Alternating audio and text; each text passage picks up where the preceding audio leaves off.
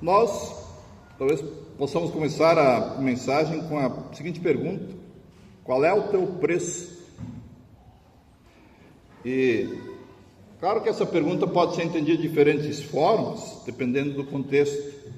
Por exemplo, nós vimos há poucos dias acabou a Copa do Mundo e provavelmente os jogadores que se destacaram nessa Copa, os times que os querem adquirir agora vão ter que desembolsar um valor maior do que antes de terem jogado o Mundial.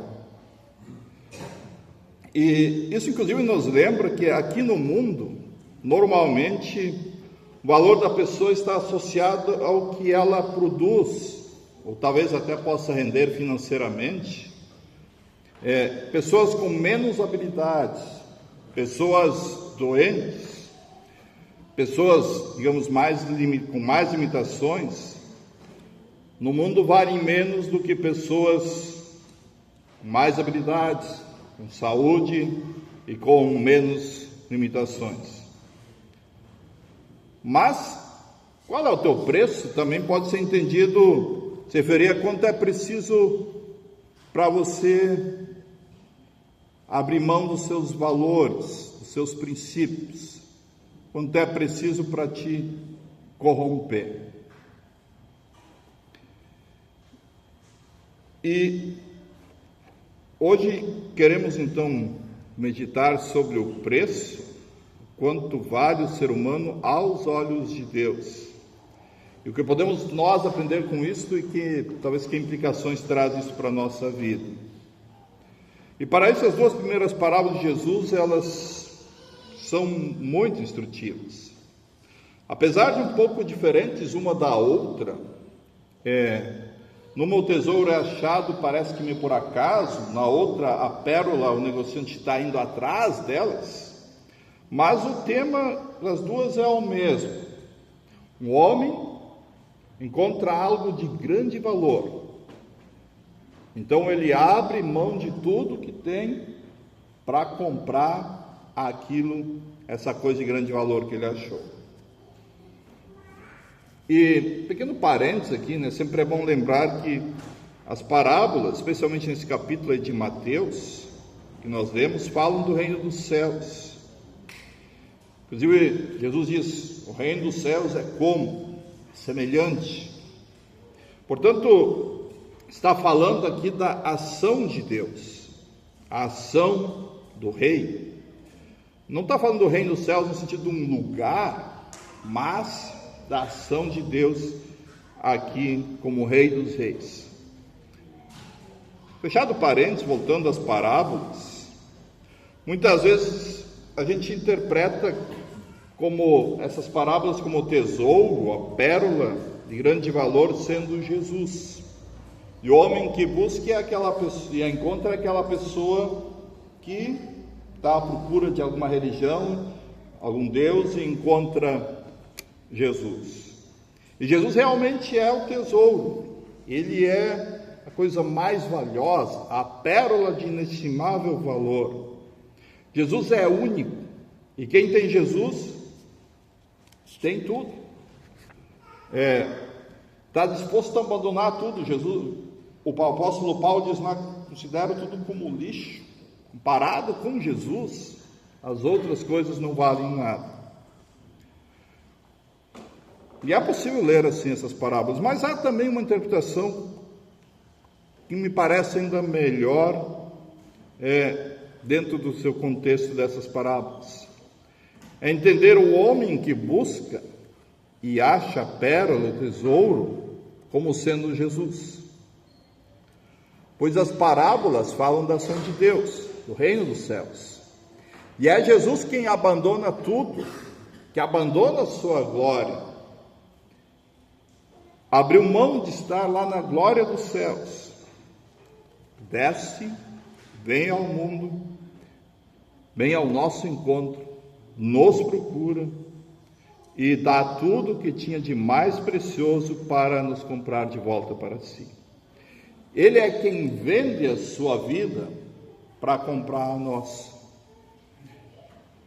Nossa vida estava, por assim dizer, nas mãos do inimigo, estava na posse do mal. e Jesus a compra para si. E para isso ele oferece como moeda de troca o seu próprio sangue derramado na cruz. Agora, claro, precisa talvez cuidado quando a gente lê essa parábola desse jeito, essas parábolas, para não especular sobre os detalhes delas. Alguém pode, a partir dessa intenção, chegar à conclusão de pensar: então, eu sou uma pérola de grande valor, um tesouro. Eu sou tão importante, eu sou tão bom, que o próprio Deus desceu da glória dos céus para vir até mim. Eu sou tão importante, tão bom, que até Deus se dobra aos meus pés. E esse pensamento, diria assim, no mínimo é uma meia-verdade e ele é enganoso. É claro que nós somos valiosos, somos importantes, mas é porque Deus nos dá valor, é Ele que nos valoriza. Para Deus, cada ser humano vale muito mais que, talvez, para um clube de futebol aqui no mundo, conseguir contratar o melhor jogador de futebol do mundo.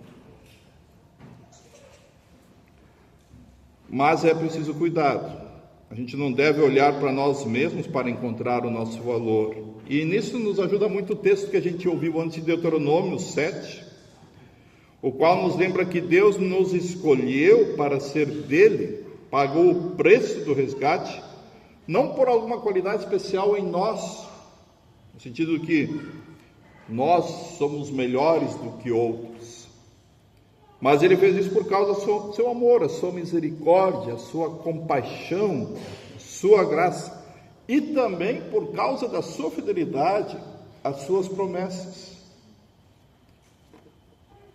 Portanto, nós somos valiosos não porque em nós haja algo especial de valor em nós mesmos, mas porque Deus diz que nós somos valiosos aos seus olhos. Mesmo que a gente não tenha nada a oferecer para Deus por nós mesmos, Deus nos ama tanto a ponto de dar o seu Filho para a nossa salvação. O texto de Romanos 8 que nós ouvimos hoje nos lembra que Deus nos ama tanto e nada pode nos separar do seu amor. E ali ele cita uma série de coisas e eu acho muito interessante. Quero destacar duas. Ele diz: nem poderes espirituais, ou seja, nem o diabo, nem potestades, nada disso pode separar a gente do amor de Deus. E nem qualquer coisa, qualquer dificuldade, qualquer necessidade que a gente passar aqui no mundo, e ele cita fome, pobreza, ou seja, você está tão necessitado que não tem nem roupa para vestir, ainda nada disso te separa do amor de Deus. Que Deus nos dá muito valor. Apesar do meu pecado, da minha imperfeição, o meu valor não se perde ante Deus, porque Ele não está ancorado nas minhas habilidades, mas sim no seu amor e na sua compaixão.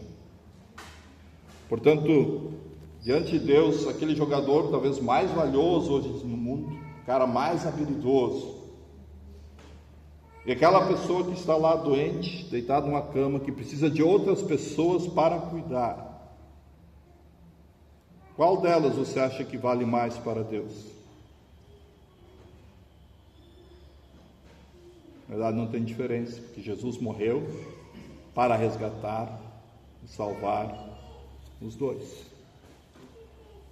Eu poderia usar outros exemplos, mas para Deus, eles são igualmente valiosos.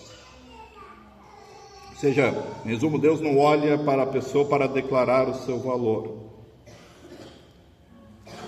É Deus que vem até nós para nos dar um valor eterno às nossas vidas. Aí depois Jesus conta mais uma parábola sobre como Deus age para trazer a cada um de nós para dentro do seu reino e nos tornar parte de sua igreja. O texto compara o reino dos céus a lançar uma rede ao mar.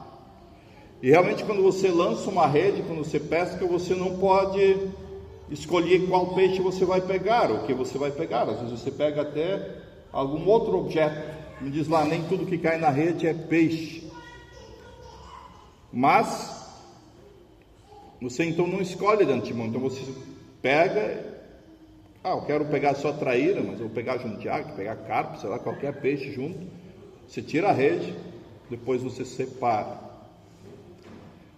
Também Deus lança as redes da pregação de sua palavra sobre todas as pessoas.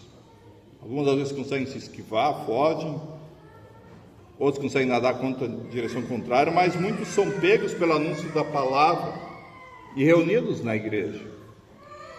Deus arrastou cada um de nós para dentro da sua igreja. E claro que nós, por natureza, nós talvez queremos fugir, porque para nós viver nesse mar de escravidão do pecado no mundo é algo natural enquanto a gente não conhece Jesus. É algo que a gente está habituado. Mas Deus quer nos tirar desse mar e nos trazer para dentro da sua igreja. E para isso Ele lança suas redes de novo, e nos pesca. Contudo, o texto, ele traz uma séria advertência. Ele diz assim: e quando já estava cheio, os pescadores arrastaram para a praia e, assentados, escolheram os bons para os cestos e jogaram fora os ruins. Assim será no fim dos tempos: os anjos sairão, separarão os maus dentre os justos e os lançarão na fornalha acesa. Ali haverá choro e ranger de dentes. Infelizmente, aqui no mundo, esse texto nos lembra, vai haver descrentes e crentes lado a lado, pessoas que confiam em Jesus como seu Salvador e pessoas que estão condenadas ao inferno vão viver lado a lado. E infelizmente isso pode acontecer até às vezes dentro da igreja, porque infelizmente por causa do pecado pode haver também dentro da igreja pessoas que não creem.